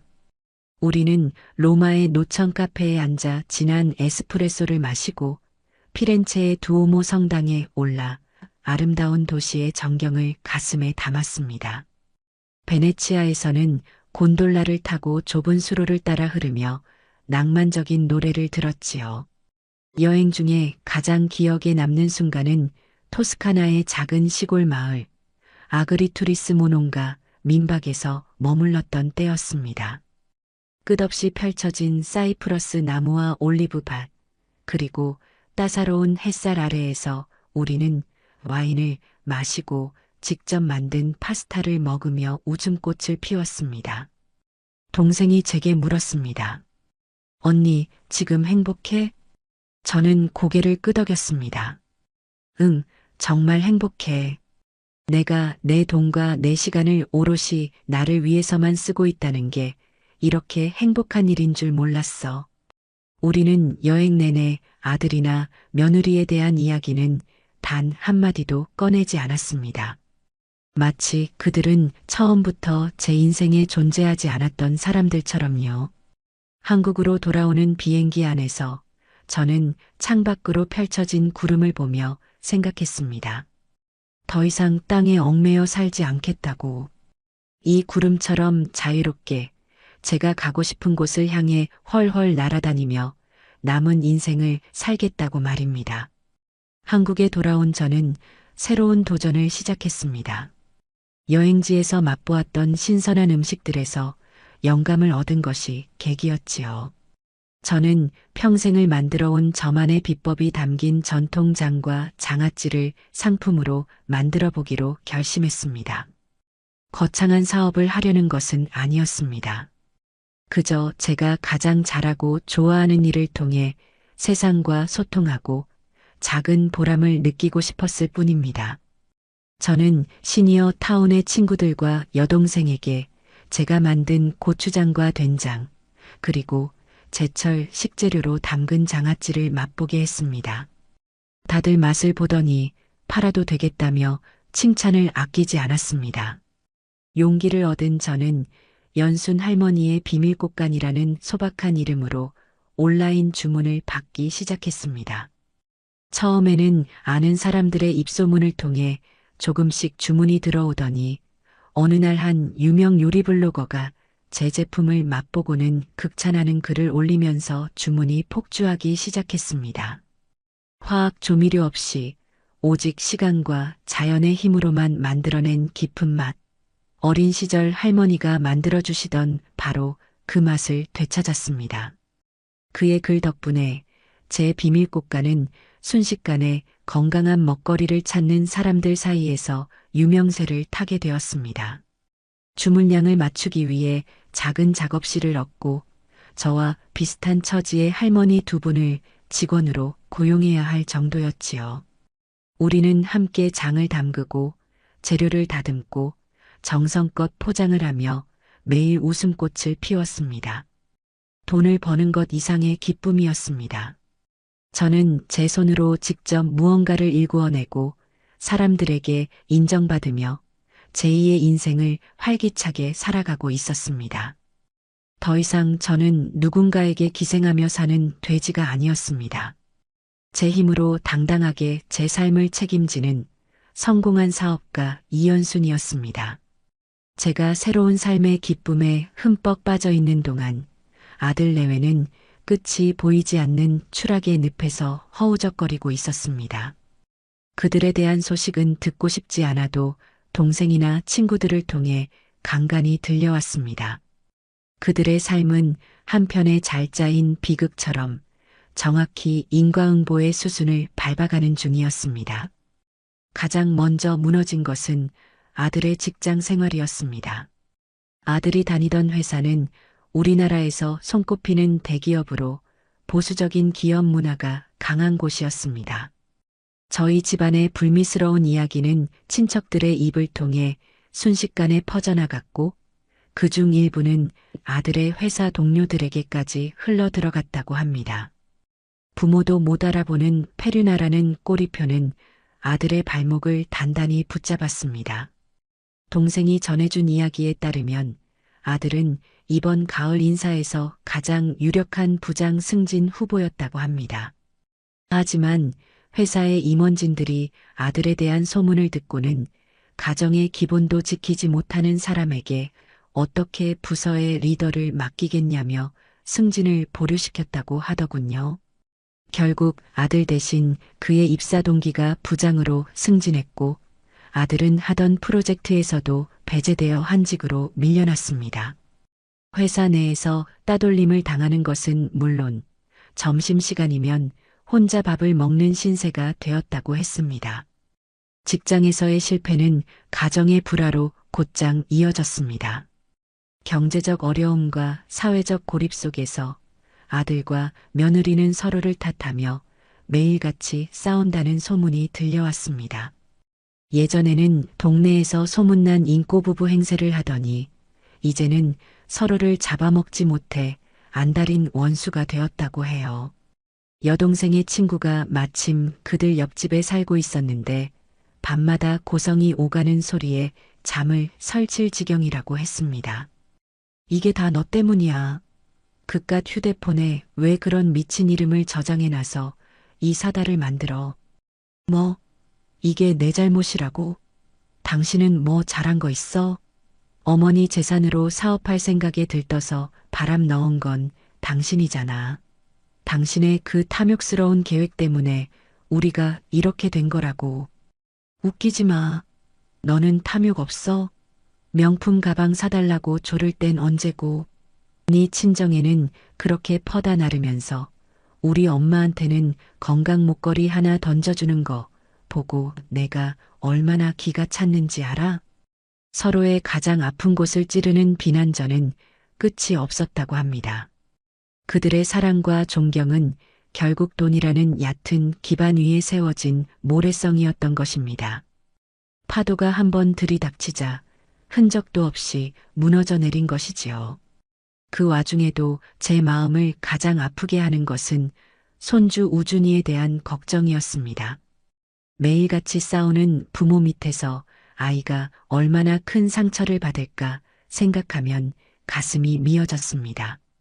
아니나 다를까 며칠 뒤 동생에게서 전화가 왔습니다. 며느리가 우준이를 앞세워 동생의 집으로 찾아왔다는 것이었습니다. 언니 강서연이 우준이 데리고 우리 집에 왔었어. 아주 꼴이 말이 아니더라. 우준이는 잔뜩 주눅이 들어서 눈치만 보고 나한테 무릎 꿇고 빌면서 언니 마음 좀 돌려달라고 우준이가 할머니를 너무 보고 싶어 한다고 애를 붙잡고 울고불고 난리를 치는데 그들은 또다시 아이를 방패로 내세운 것입니다. 저는 잠시 눈을 감았습니다. 아이가 보고 싶었지만 그들을 다시 제 인생에 끌어들이는 순간 저는 다시 과거의 불행으로 돌아가게 될 것이 뻔했습니다. 저는 냉정하게 마음을 다잡았습니다. 우준이가 마음에 걸리지만 그럴수록 더 단호해야 해. 그 아이의 미래를 위해서라도 말이야. 저는 다음 날 곧바로 김 팀장을 통해 제 법률 자문을 맡아줄 변호사를 소개받았습니다. 그리고 변호사와 함께 우준이의 이름으로 된 교육신탁기금을 조성했습니다. 제가 가진 재산의 상당 부분을 떼어 만든 기금이었습니다. 이 기금은 우준이가 성인이 되어 대학에 가거나 사회생활을 시작할 때 오롯이 그 아이만을 위해 쓰일 것입니다. 그리고 가장 중요한 조항을 달았습니다. 친권자인 박태호와 강서연은 이 기금의 존재를 알 수도 절대 손을 댈 수도 없다는 것. 아이에 대한 사랑은 이런 방식으로 지키면 되는 것이었습니다. 제가 법적인 조치까지 완벽하게 마무리했다는 소식이 어떻게 들어갔는지 며칠 뒤 아들에게서 마지막 발악과도 같은 연락이 왔습니다. 물론 제게 직접 온 것은 아니고 동생에게 전달된 메시지였지요. 아들은 며느리와 이혼하겠다며 모든 것이 며느리의 잘못이었고 자신은 그저 휘둘렸을 뿐이라고 주장했습니다. 이제라도 어머니를 모시고 효도하며 살고 싶다고 제발 단 한 번만이라도 만나게 해달라고 애원했다고 합니다. 그래서 뭐라고 했니? 내가 뭐라고 해. 꿈 깨라 이놈아. 네가 어떤 놈인지 내가 다 아는데 어디서 약을 팔아 하고 욕 한 바가지 해주고 차단해버렸지. 언니, 저놈이 아직도 정신을 못 차렸어.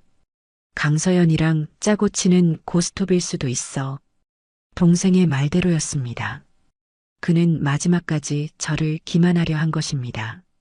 그 메시지를 끝으로 제 마음속에 남아있던 한 톨의 연민마저 완전히 사라졌습니다. 그들은 결코 변하지 않을 것입니다. 저는 제 선택이 100번, 1000번 옳았음을 다시 한번 확신했습니다. 제가 만든 전통장이 입소문을 타고 연순 할머니의 비밀꽃간이 제법 자리를 잡아가던 어느 날 제 몸에 작은 이상 신호가 찾아왔습니다. 사물이 안개가 낀 것처럼 뿌옇게 보이기 시작한 것이지요. 병원을 찾았더니 의사는 노화로 인한 백내장 초기라는 진단을 내렸습니다. 다행히 심각한 상태는 아니었고 간단한 수술로 시력을 되찾을 수 있다고 하더군요. 저는 조금도 망설이지 않고 수술 날짜를 잡았습니다. 제 몸은 제가 책임지고 관리해야 하는 가장 소중한 자산이니까요.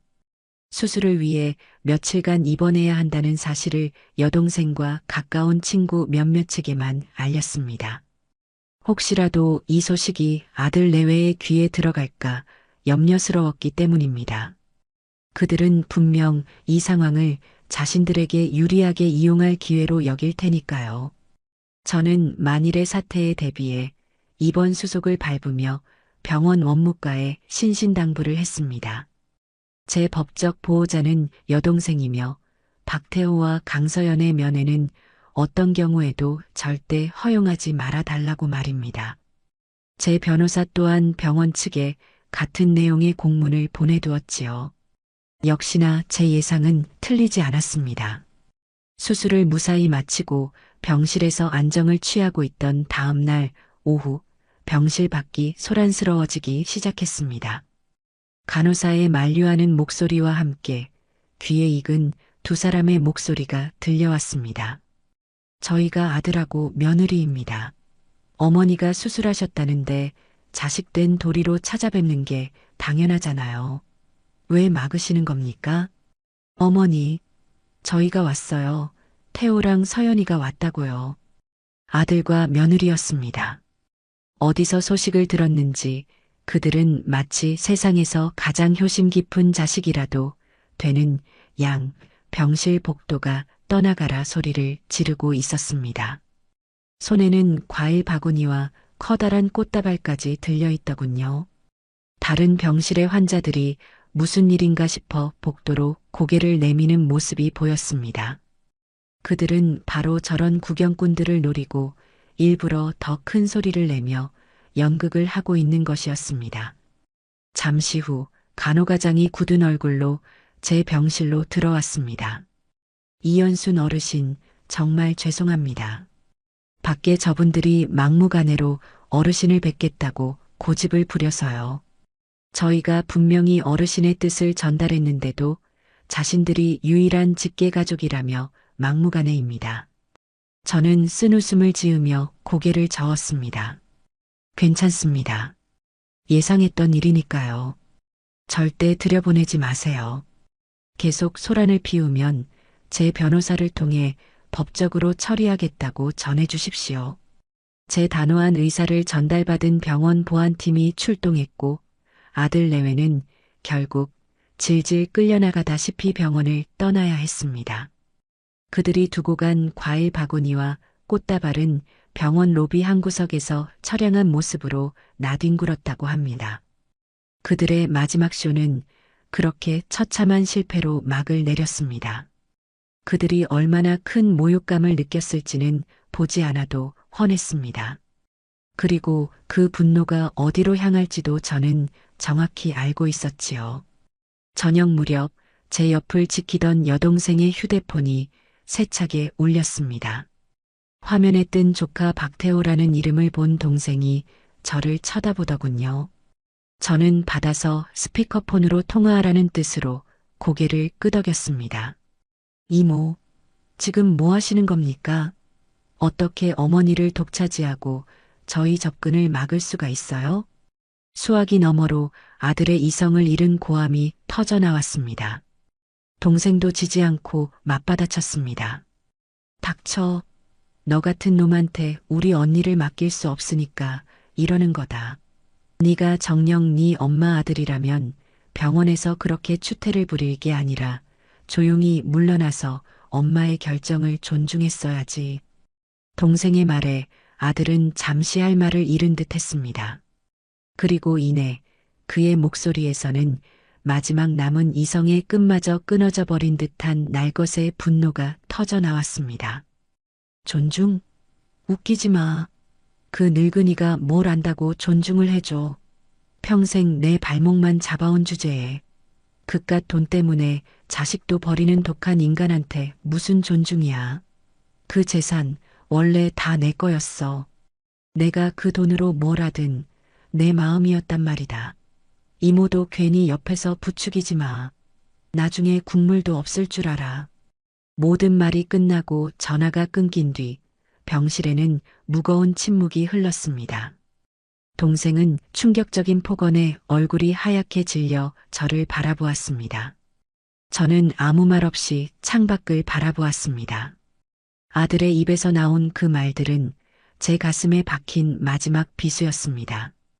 하지만 이상하게도 아프지 않았습니다. 오히려 그 말이 제 모든 결정을 완벽하게 정당화해주는 마지막 증거가 되어 주었기 때문입니다. 이제 정말 아주 작은 미련의 부스러기 하나 남지 않았습니다. 저는 수술한 눈으로 바라본 세상이 더없이 선명하고 깨끗하다고 느꼈습니다. 제 인생의 마지막 안개를 걷어낸 기분이었습니다. 시간은 강물처럼 흘러 제가 그 지긋지긋한 과거와 완벽하게 단절한 지 꼭 1년이 되는 날이 찾아왔습니다. 그날 제 시니어 타운의 아담한 아파트에서는 작은 파티가 열렸습니다. 거창한 파티는 아니었습니다. 제가 독립기념일이라고 이름 붙인 이날을 축하하기 위해 지난 1년간 제 곁을 든든하게 지켜준 소중한 사람들이 한자리에 모인 것이지요. 거실에는 서예 교실에서 만난 친구들과 이제는 어엿한 사업 파트너가 된 비밀꽃간의 할머니 직원 2분, 그리고 언제나 제 편이었던 여동생 내외가 모여 앉아 웃음꽃을 피웠습니다. 테이블 위에는 제가 직접 만든 음식들이 가득했습니다. 연순 할머니의 비밀꽃간에서 가장 인기 있는 메뉴인 궁중 떡볶이와 제철 나물을 듬뿍 넣은 잡채, 그리고 이탈리아 여행에서 배운 레시피를 응용한 신선한 카프레제 샐러드까지 모두의 얼굴에는 진심 어린 행복과 즐거움이 가득했습니다. 연순 씨, 정말 대단해. 1년 전만 해도 그렇게 힘들어 했는데 지금은 이렇게 멋진 사업가에 우리 서예반의 에이스가 되었잖아. 그러게 말이에요, 사장님. 저희가 사장님 덕분에 이 나이에 일하는 기쁨을 다시 알게 됐잖아요. 정말 감사해요. 친구들과 직원들의 칭찬에 저는 손을 내저으며 웃었습니다. 다 여러분들이 도와주신 덕분이에요. 저 혼자서는 절대 못했을 겁니다. 우리는 함께 와인 잔을 부딪히며 서로의 건강과 행복을 기원했습니다. 창밖으로는 따사로운 햇살이 쏟아져 들어왔고 거실에는 사람들의 기분 좋은 웃음소리가 가득했습니다. 1년 전 아들 내외가 차려주던 억지스러운 생일상을 받던 때와는 비교할 수 없는 진정한 축복의 시간이었습니다. 파티가 한창 무르익을 무렵 여동생이 제게 다가와 조용히 말했습니다. 언니, 저쪽 가서 나랑 얘기 좀 해. 동생을 따라 베란다로 나가자 그녀는 조심스럽게 입을 열었습니다. 그 사람들 결국 이혼했대. 그 사람들이 누구를 가리키는지 저는 단번에 알 수 있었습니다. 아들 태호와 며느리 서연이었습니다. 며칠 전에 법원에서 최종 판결이 났다고 하더라. 아주 진흙탕 싸움도 그런 개싸움이 없었대. 서로 네 잘못이니 내 잘못이니 물어뜯고 남은 재산 몇 푼 가지고 머리끄덩이 잡고 싸우고 동네 창피해서 다들 고개를 절레절레 저었다고 하더라고. 동생이 전해준 이야기에 따르면 그들은 결국 빚더미를 감당하지 못하고 살던 아파트마저 처분했다고 합니다. 재판 과정에서 서로의 온갖 치부가 드러났고 시어머니를 돼지라고 부르며 재산을 탐했던 이야기는 이혼 사유의 중요한 증거로 채택되었다고 하더군요. 결국 위자료 한 푼 받지 못하고 쫓겨난 서연이는 친정으로 돌아갔지만 친정에서도 골칫덩어리 취급을 받으며 힘겹게 지내고 있다고 했습니다. 아들 태호 역시 회사에서 완전히 신임을 잃고 월급마저 압류당하며 혼자 좁은 원룸에서 지내고 있다고 들었습니다. 동생의 이야기를 듣는 제 마음은 이상하리만치 평온했습니다. 기쁘지도 슬프지도 않았습니다. 그저 올 것이 왔구나 하는 생각이 들었을 뿐입니다. 그들의 불행은 제가 만든 것이 아니었습니다. 그들 스스로의 탐욕과 어리석음이 불러온 지극히 당연한 결과였을 뿐이지요. 언니, 이제 정말 다 끝났어.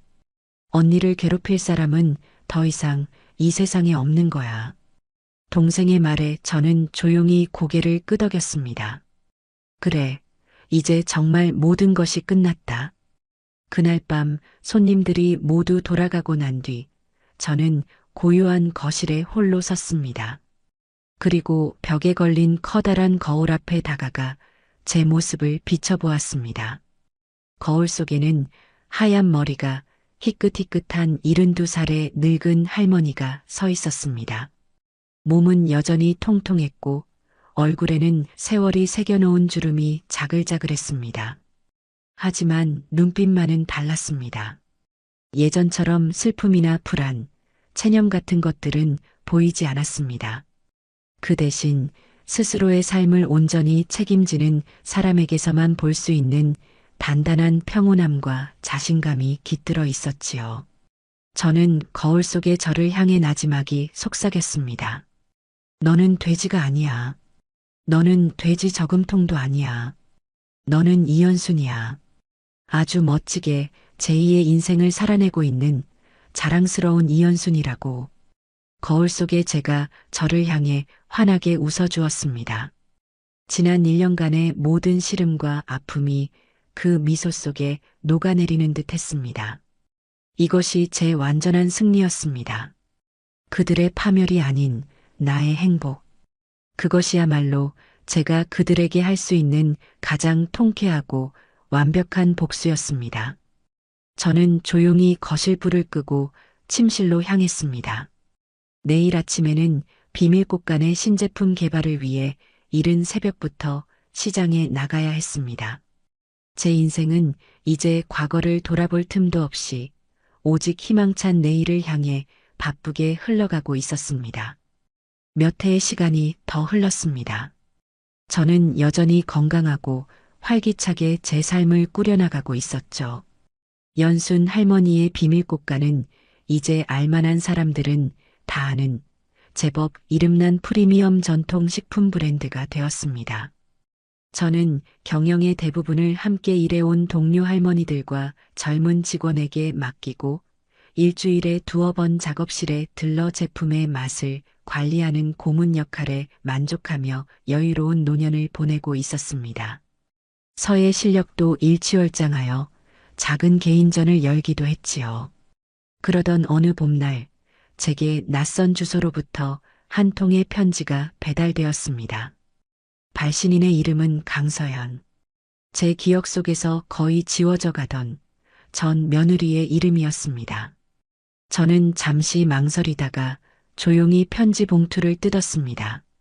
편지지는 몇 번을 고쳐 쓴 듯 꾸깃한 흔적이 남아 있었습니다. 어머니께 이 편지를 붙일 자격이 저에게 없다는 것을 잘 압니다. 그래도 꼭 한 번은 제 마음을 전하고 싶었습니다. 용서받기 위해서가 아닙니다. 그저 저 자신을 위해 이 말을 하지 않고서는 앞으로 나아갈 수 없을 것 같아서입니다. 어머니, 정말 죄송했습니다. 편지의 내용은 담담했습니다. 예전처럼 저를 속이려는 교활함이나 자신을 변호하려는 가식은 느껴지지 않았습니다. 그녀는 이혼 후 겪었던 힘겨운 시간들에 대해 짧게 털어놓았습니다. 사람들의 손가락질과 냉대 속에서 비로소 자신이 어머니께 저질렀던 행동이 얼마나 잔인하고 어리석었는지를 깨닫게 되었다고 했습니다. 저는 어머니를 돈으로만 보았습니다. 어머니의 사랑과 헌신을 당연하게 여기며 그것을 제 욕심을 채우는 도구로만 생각했습니다. 돼지라는 이름은 어쩌면 제 안에 있던 탐욕스러운 괴물에게 붙여준 이름이었을지도 모릅니다. 돌이킬 수 없는 상처를 드린 점 평생을 반성하며 살겠습니다. 부디 건강하십시오. 편지는 그렇게 끝맺어져 있었습니다. 저는 편지를 곱게 접어 다시 봉투에 넣었습니다.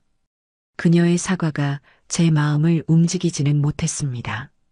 이미 엎질러진 물이었고 흉터는 아물었지만 사라지지는 않았으니까요. 하지만 이상하게도 마음 한구석을 무겁게 짓누르던 마지막 응어리가 스르르 풀려나가는 기분이었습니다. 저는 그 편지를 서랍 깊숙한 곳에 넣어두었습니다. 그것으로 충분했습니다. 그리고 얼마 지나지 않아 제 변호사를 통해 더욱 놀라운 연락이 전해졌습니다. 손주 우준이가 저를 만나고 싶어 한다는 것이었습니다. 어느덧 늠름한 청년으로 자라 올해 대학교에 입학하게 되었다고 하더군요. 제가 만들어둔 신탁 기금 덕분에 학비 걱정 없이 원하는 공부를 시작하게 되었다며 꼭 직접 뵙고 감사 인사를 드리고 싶어 한다는 것이었습니다. 제 마음은 복잡했습니다. 아이가 보고 싶었지만 그 아이를 통해 다시 과거와 얽히게 될까 두려웠습니다. 며칠을 고민한 끝에 저는 조용한 카페에서 우준이를 만나기로 했습니다. 약속 장소에 먼저 도착해 기다리고 있는데 저 멀리서 훤칠한 청년 하나가 두리번거리며 걸어오고 있었습니다. 아들의 젊은 시절을 희미하게 닮았지만 눈빛만은 훨씬 더 맑고 깊었습니다.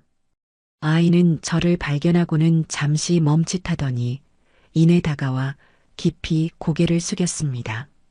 할머니, 안녕하세요. 우준입니다. 어색한 침묵이 흘렀습니다. 저는 무슨 말을 먼저 꺼내야 할지 몰라 그저 아이의 얼굴만 가만히 바라보았습니다. 아이가 먼저 입을 열었습니다. 먼저 정말 감사합니다, 할머니. 할머니께서 마련해 주신 돈 덕분에 제가 꿈꾸던 건축학을 공부할 수 있게 되었어요. 이 은혜는 평생 쉬어도 잊지 못할 겁니다. 그래, 공부는 할 만하냐? 네, 정말 재미있어요. 우리는 한동안 서먹하게 안부를 물었습니다. 아이는 자신의 부모에 대한 이야기는 한마디도 꺼내지 않았습니다. 저 역시 묻지 않았지요. 대신 아이는 제 사업과 서예에 대해 물었습니다. 인터넷 기사를 통해 제 소식을 계속 지켜보고 있었다고 하더군요. 할머니, 정말 멋지세요. 그렇게 힘든 일을 겪으시고도 스스로의 힘으로 모든 걸 이겨내시고 새로운 삶을 일구셨잖아요. 저에게는 할머니가 세상에서 가장 존경스러운 분이에요. 아이의 진심 어린 말에 제 눈시울이 뜨거워졌습니다. 그 순간 저는 깨달았습니다. 이 아이는 더 이상 과거의 상처에 얽매여 있지 않다는 것을, 제 아들과 며느리의 탐욕스러운 유전자를 물려받지 않았다는 것을요. 그날 이후 저와 우준이는 일주일에 한 번씩 만나는 사이가 되었습니다. 우리는 함께 밥을 먹고 전시회를 보러 가고 때로는 제 작업실에서 함께 장을 담그기도 했습니다. 아이는 제게 지난 세월 동안 받지 못했던 따뜻한 위로와 기쁨을 안겨주었습니다. 어느 화창한 주말 오후 저는 우준이를 제 서재로 불렀습니다. 그리고 먼지가 쌓인 붓과 벼루를 꺼내 주었습니다. 우준아, 할머니가 너에게 물려줄 것은 돈이나 땅이 아니란다. 그런 것들은 사람을 병들게 할 뿐이야. 내가 너에게 정말로 주고 싶은 유산은 바로 이런 것들이야. 저는 붓을 들어 화선지 위에 글씨를 쓰기 시작했습니다. 정심, 바른 마음, 어떤 상황에서도 흔들리지 않는 바른 마음, 그리고 내 자신의 힘으로 삶을 개척해 나가는 굳건한 의지. 이것이 할머니가 너에게 물려주고 싶은 진짜 유산이다. 우준이는 조용히 제 글씨를 바라보더니 이내 서툰 솜씨로 붓을 잡았습니다. 저는 아이의 손을 잡아주며 획을 긋는 법을 하나씩 가르쳐 주었습니다. 창밖으로 들어오는 따스한 햇살이 저희 두 사람을 부드럽게 감싸 안았습니다. 저는 제 인생을 훔치려 했던 탐욕스러운 부모로부터 마침내 이 소중한 손주를 구해냈다는 사실에 깊은 평화를 느꼈습니다. 진정한 복수는 상대를 파멸시키는 것이 아니라 그들이 망가뜨리려 했던 것을 끝까지 지켜내고 더 아름답게 피워내는 것임을 저는 제 삶을 통해 증명해내고 있었습니다. 였습니다. 였습니다. 였습니다. 였습니다. 였습니다. 였습니다. 였습니다.